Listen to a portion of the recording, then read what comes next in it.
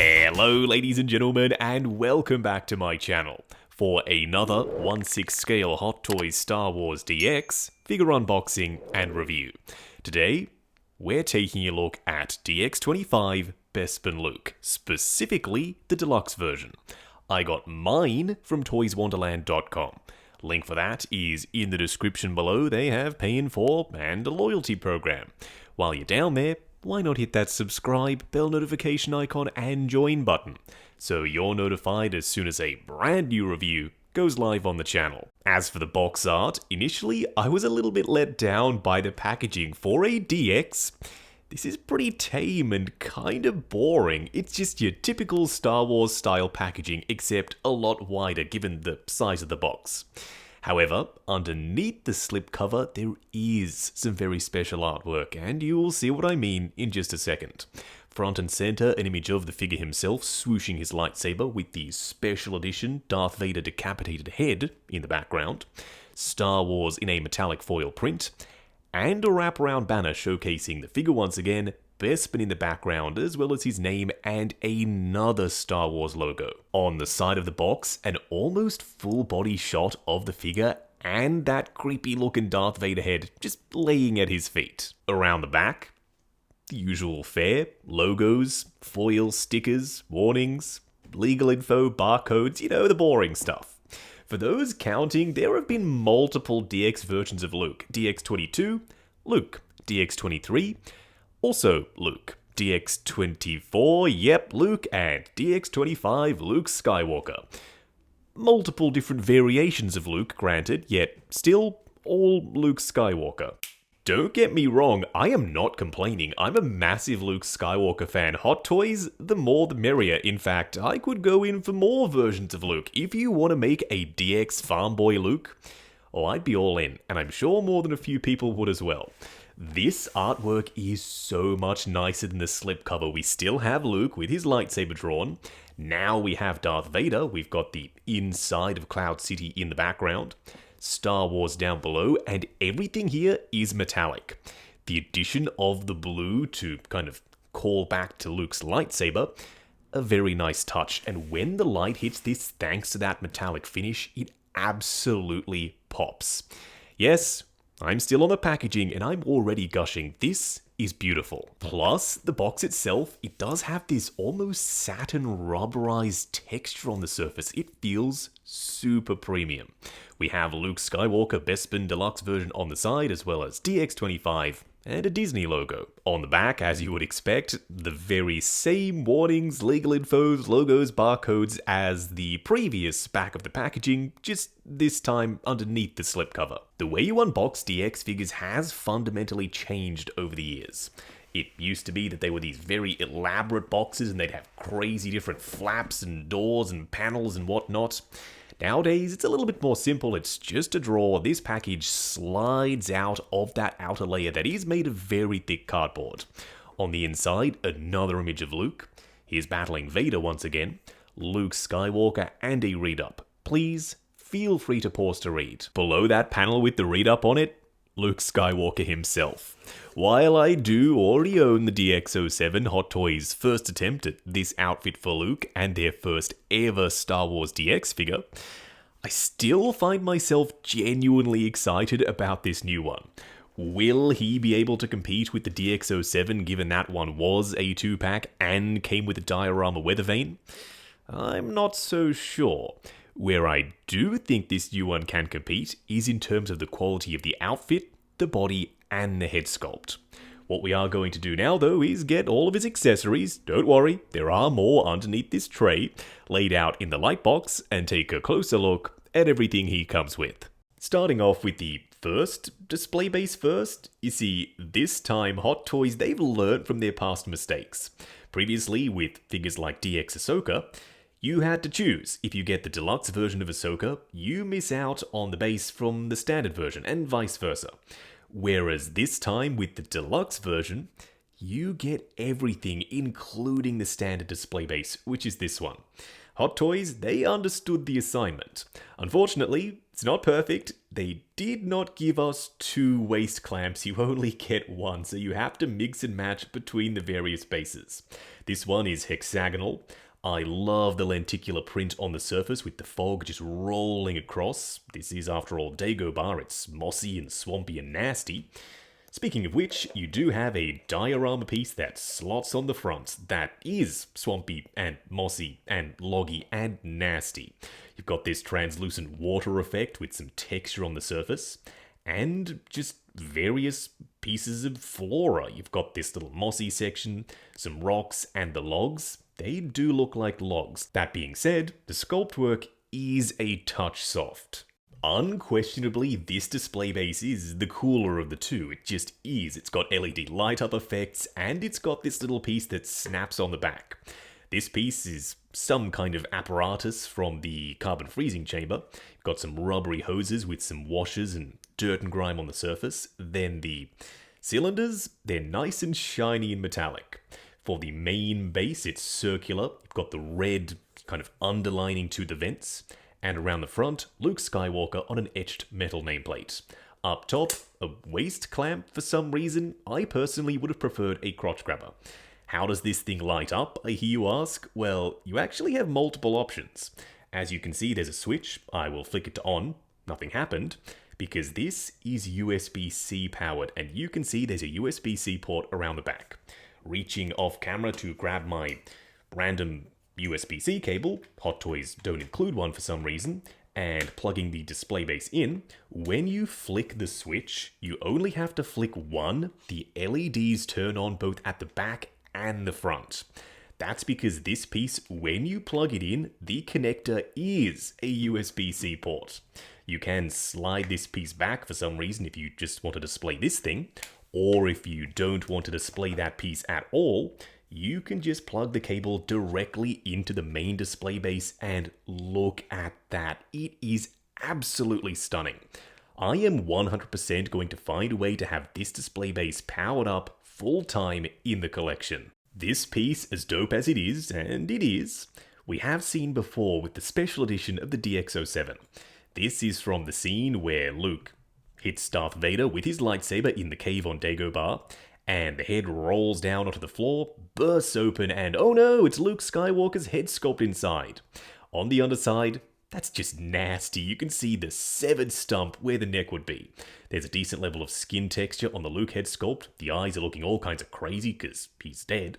You can see cracks and marks all over Vader's helmet, and there's some weathering, there's some speckling on the inside and around the helmet itself. It's still quite glossy, which it should be. It is, after all, Darth Vader. When it comes to weapons, first off we have a DL-44, Han Solo's blaster of choice.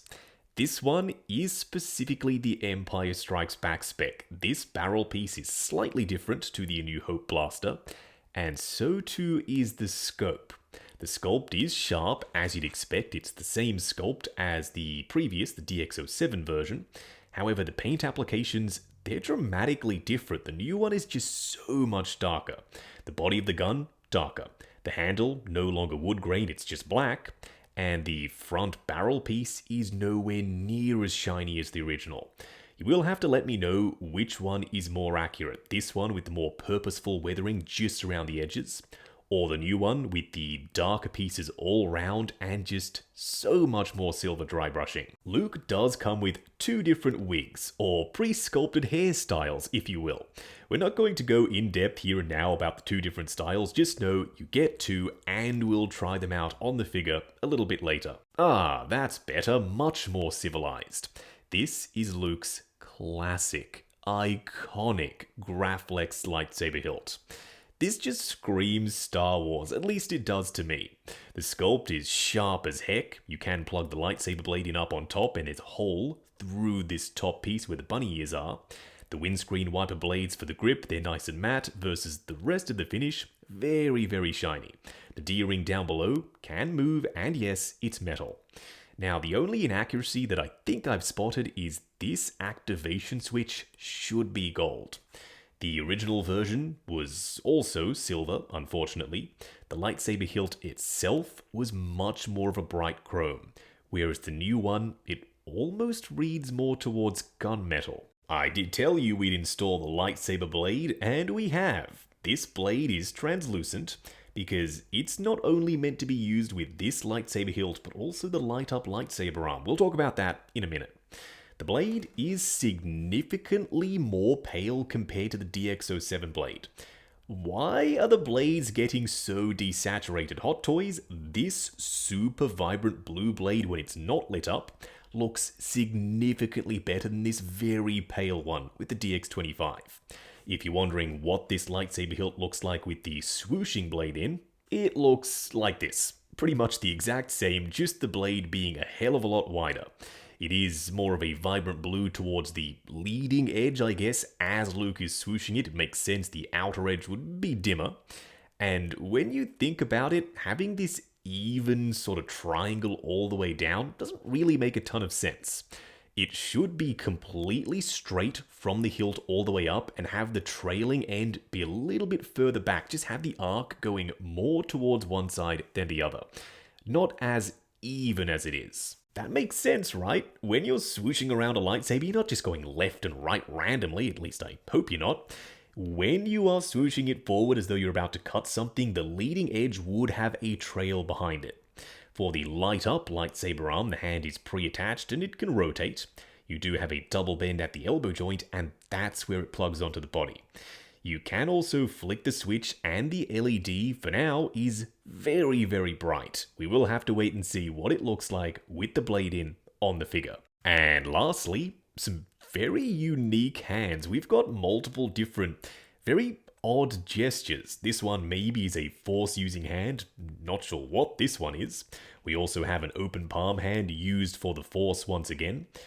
2 gripping hands, 1 trigger finger hand, and only 1 closed fist. Once again, Hot Toys, they're not giving us pairs, and that drives me crazy. We should always have pairs and relaxed open palm hands. Where are the neutral hands, Hot Toys?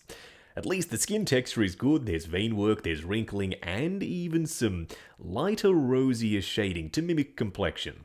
What we are going to do now, though, is get Luke Skywalker himself out here. Standing straight up and down in the light box, no crazy poses, or accessories, or anything like that. Except for the lightsaber on his belt, and the standard hairpiece on, and the DL44. Okay, some accessories. I'm just really glad that Hot Toys decided to make him. The DX07, it started it all for the DX line and Star Wars.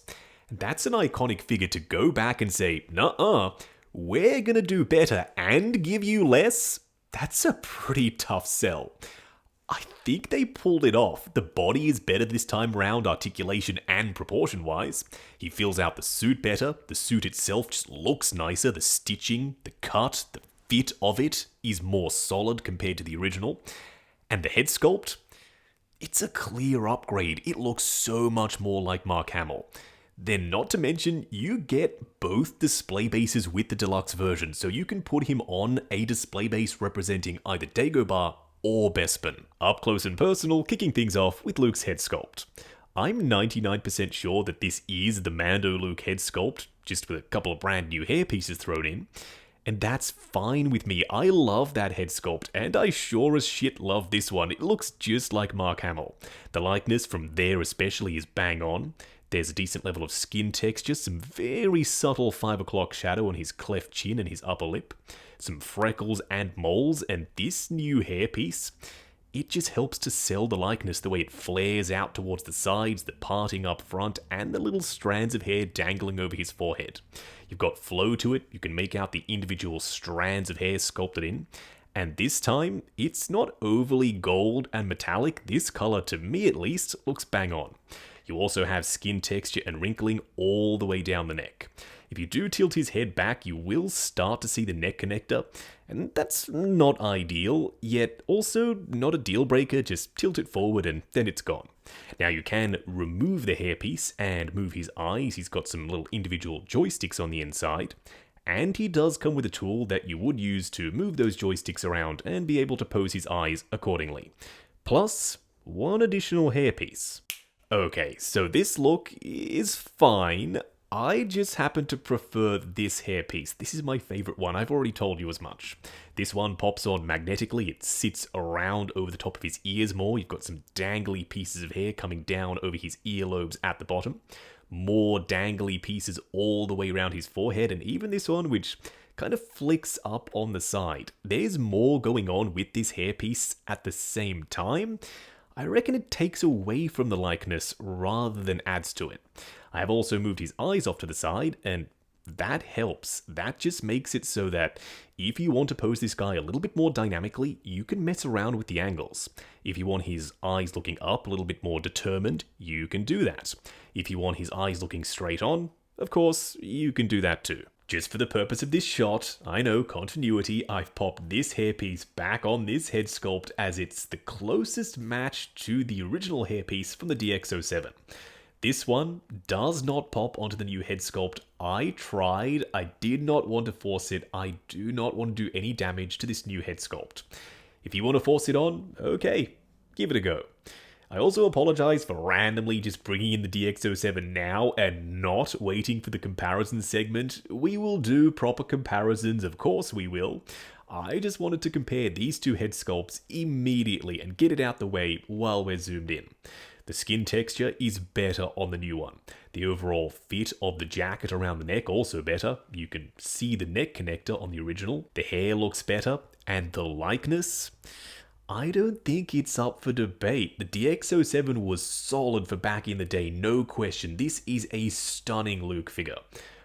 But the new one, for me at least, it takes the cake in terms of quality, detail, skin texture, paint applications, skin tone, and lastly, likeness. I'm calling it how I see it in person. If you don't agree with me, and I've shown you enough for you to make up your own mind based on which one you prefer, that's a win. That's what these videos are all about. It's not about me sitting here just asserting my opinion as the only one.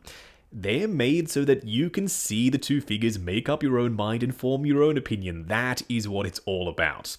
I wish we had a second battle damage figure with the DX25, just like the DX07. This battle damage is dope. It's torn up, it's nasty looking, and you get a battle damaged head sculpt with some blood on his cheek. We don't very often get battle damaged Star Wars figures. Maybe one day they'll do another new version of Bespin Luke with another battle damaged version in the future. For now, if you want battle damage, DX07 is the one for you. Some people have said that this outfit is too clean, too boring, too simple, and too padded, therefore he looks too chonky.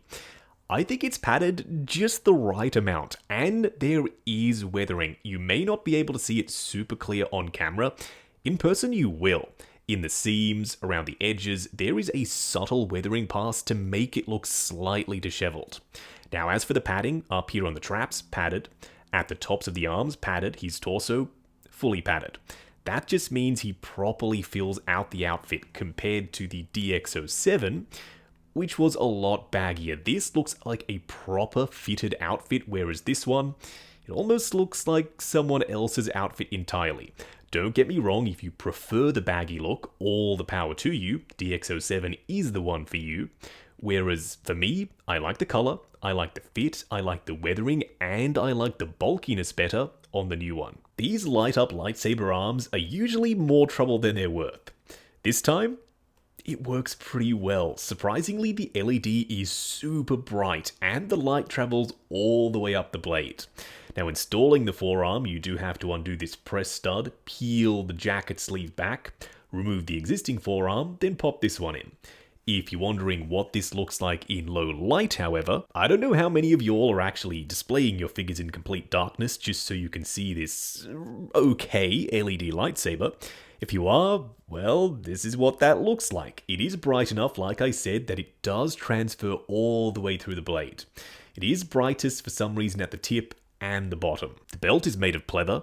Again, unfortunately, the same thing with the pockets, which cannot open, and the holster and the thigh strap. This is one thin piece of pleather. I'm hoping that I don't have any issues going forward. I do like the color and the grain on the surface. It looks like leather. and there's some subtle weathering around the edges. The belt buckle is bigger than last time. It's nice and shiny and metallic with some scratching and dirt and grime on the surface. Got a metal hook to holster his lightsaber, and it's pretty secure. It does fall off if you bump it, but if you're just posing him, it's going to be perfectly fine. On his right thigh, you do have a holster for the DL44, and when you're popping the blaster in the holster, just make sure the little flap of pleather goes in between the blaster itself and the scope. That's what will mainly hold it in position. Don't force anything, but the little barrel is supposed to poke out down the bottom. Then this magnetic strap will go around the back of the grip and hold it in position. The pants are form-fitting around the thighs, a little bit less so than the jacket is up top. This is a lot tighter than the pants are. There's more excess fabric, especially above the tops of his boots, and I think they've done that on purpose. If you think about it, when you go ahead and bend his knee, if there wasn't all this excess fabric and bunching and wrinkling, then the boot, it wouldn't be able to contain the pants. You'd bend the leg and the pants would just come whoop right out the top of the boot, and it would look terrible. This is way better. Yes, you have to contend with some wrinkling. It's not the end of the world. Just do some futzing. You do have some very clean stitching all the way around front and back. And the outfit itself, I wouldn't describe as clean. Just like with the jacket, there is dirt and grime, there's soiling in the seams and crevices. It looks lived in, and it doesn't come across as brand new. Speaking of new, the boots are, and they look great. There's this leather grain texture on the surface. They move with the ankle joint. They're nice and soft and supple.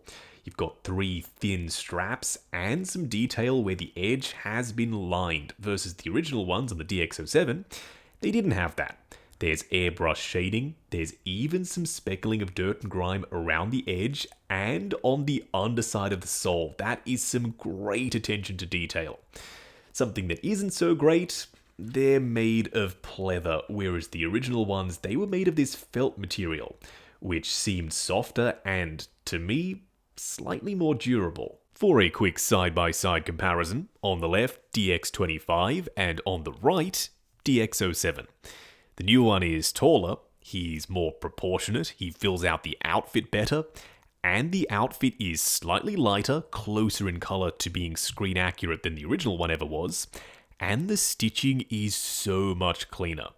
Overall, if I had to pick, even knowing that the 07 comes with the weather vane and a second body for Luke that's battle damaged and a second head sculpt, I'm still leaning towards the new one. It does seem like that much of an upgrade. I know what you're thinking. Justin, what the hell? Don't worry, I'm just as shook as you are. I had no idea I would be this won over by the new figure. I am. It just looks so much classier. Compared to the DX07 battle damage, it's the same thing. The proportions, they just look more doll-like, a little bit more boxy. The outfit is baggier. You can see the press studs. The stitching is nowhere near as clean. Just look at the pockets on his chest. They're all wonky and nasty looking. Then that neck connector is visible at the bottom of the head sculpt, and the collar ride's too high, yet the jacket is too short. The DX07 was beautiful for back in the day. Whereas nowadays, compared to the DX25, I don't think it touches it. That is what I like to call a perfect pairing. Whether you have the new 40th anniversary Hot Toys Empire Vader or the original, it doesn't matter. He perfectly complements DX25 Luke. There is no question these two are 100% going to be displayed together in the collection. Oh, major Bespin vibes here. These two were trading shots on Bespin, so it makes sense to display these two together. This is, after all, the Empire Strikes Back version of Boba Fett, my favourite look for Boba. He is a little bit taller than Luke, as he should be. I reckon Jeremy Bulloch was taller than Mark Hamill. Not to mention, he does have a bucket on, which gives him an added height boost. I was planning on saving this for a future My Bespin Star Wars Hot Toys Collection Series video, and I'll still do that eventually. I wanted to do it right now. Bespin Lando, Bespin Leia, my custom Bespin Han with the sideshow jacket, the Entebbe pants, the Hot Toys boots, and the Space Tracker head sculpt, alongside DX25 for a Bespin family photo. This looks great. I've said that I could display him with Boba or Vader. Now that I'm seeing this, I might just go with this in the display. You'll have to help me out, weigh in down below, should I do this or something else entirely? Going over articulation, Luke's outfit is pretty form-fitting at some high-traffic areas, the shoulders, the torso, and the tops of his thighs. So I'm pretty curious to find out if any of the joints are restricted. Starting off with the head sculpt, it's on a fixed neck with a ball joint at the bottom. Going forward to there as the collar splits open for maximum range of motion. Going back to there, swivel and pivot side to side. The arms will go up to there relatively unhindered actually. Going forward and back on soft ratchets, plus there's a butterfly joint at the shoulder. Good for forward and back and up and down. Swivel at the bicep, double bend at the elbow going past 90, and for the wrist peg, a hinge and swivel. His torso is padded underneath his jacket, and that just means the jacket is very form-fitting on the body. Going forward to there, restricted as expected. Going back to there, swivel and pivot side to side. The legs will go forward to there, limited both by the outfit and the padding, just like the torso. They will go out to there, swivel at the upper thigh, ratcheted double bend at the knee going past 90. Then for the ankle, it's not a split cut boot design. These boots, they're made of pleather. So they're supposed to be soft enough to move along with the ankle joint, which just so happens to be a double ball peg. Good for forward and back, swivel, and some ankle tilt. Moving on to the 3 cool and 3 annoying things. The first annoying thing is, even though we do get a relatively decent array of hands and the quality is good, we don't get open palm hands and we don't get pairs. We only have one closed fist. I can't for the life of me figure out why we don't have just the default, the basic, open palm hands. The second annoying thing is they've used pleather for the boots and the belt. And the boots, they're already looking a little bit suspect around the edges. I don't know how long these boots are going to last. Whereas if they were a split cut boot design underneath this outer flap, they would have lasted forever. The third annoying thing is they give us a sick USB-C powered light up display base and no way of powering it. There is no USB-C cable included. You can't do that, Hot Toys. Not every collector will have a USB-C cable just lying around waiting to be used to power a display base. Just next time, throw one in. The first cool thing is this new Luke is backwards compatible with all of the previous Hot Toys Luke hairpieces. So that means if you own the Return of the Jedi Luke and you want to pop that hairpiece on the new figure, you can, and you know what? That doesn't look half bad, actually. My favorite combo is the windswept hair and this new Luke. When you pop it on, this now works perfectly for a Luke versus Vader in the I am your father scene. The second cool thing, I've actually split in 2. The first part is this display base is blowing my mind. You've got LED light up effects around the back, on the top, and it looks just like the carbon freezing chamber. You've got one switch activation and it's modular. If you want to remove the back part, you can then plug the USB into just the circular base and it lights up still. You don't have to rely on that back piece if you don't want to. Then the second part is, finally, Hot Toys, thank you so very much. If you get the deluxe version of Luke, you get both display bases, the standard display base and the deluxe one. I've been asking for this for years, and even this display base is really cool. It's lenticular, and they've added a diorama piece around the front with translucent water. The third cool thing, what's life without a bit of controversy? It's the Darth Vader Luke Skywalker hybrid head sculpt from the Vision in a Cave scene on Dagobah. You see, back in the day with the DX07, we got this head sculpt. It was some kind of special edition bonus, and I never picked up that version of the 07. I have never had this head sculpt before. Luckily for me, Hot Toys did not care at all about maintaining any kind of value with the DX07, so they packed this head sculpt with better paint applications in with the new version of Bespin Luke. Some people are going to be really mad at that, seeing as though this head sculpt alone was going for crazy money on the aftermarket. Not me. I'm just happy I have the darn thing, and the paint apps, like I said, are better on the face and definitely on the nasty looking stump down below. Wrapping up on Hot Toys DX25, Bespin Luke, based off his appearance in Empire Strikes Back. My favorite Star Wars movie. Does that mean I was automatically biased towards this figure? I certainly hope not. I've tried to be unbiased. If you think I was, I'm sorry. this figure is very, very good. He isn't perfect, he's got pleather issues, and the articulation is a little bit limited thanks to the padding. Everything else is a massive upgrade over the DX07, except for the missing weather vane and the missing second figure. So if you prefer the DX07, the look and how much it comes with, just get that one. It's still a very solid figure, but this one, I think, at the end of the day, is better. If you are looking for the iconic, the most definitive version of Luke, is this the one to get? Or do you get the Return of the Jedi version? That depends on you, and I know that is a cop-out answer. It's just down to personal preference. If you find the Bespin look, because it's from the I Am Your Father scene, the most iconic version of Luke, then hell yeah, get this one. Have him as your only Luke in the display. If you don't, and you want the ultimate badass ass-kicking Luke from Mandalorian, get that one. It's also very close to the Return of the Jedi look for Luke. Another badass looking outfit and another solid figure. There are so many different Luke Skywalkers on the market at this point. For me, this is my definitive Luke. Now, I got mine from toyswonderland.com.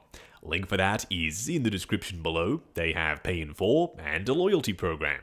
While you're down there, why not hit that subscribe, bell notification icon, and join button if you like the sound of seeing your name in the end credits of my reviews. Like, comment, and subscribe, and we'll catch you in the next video.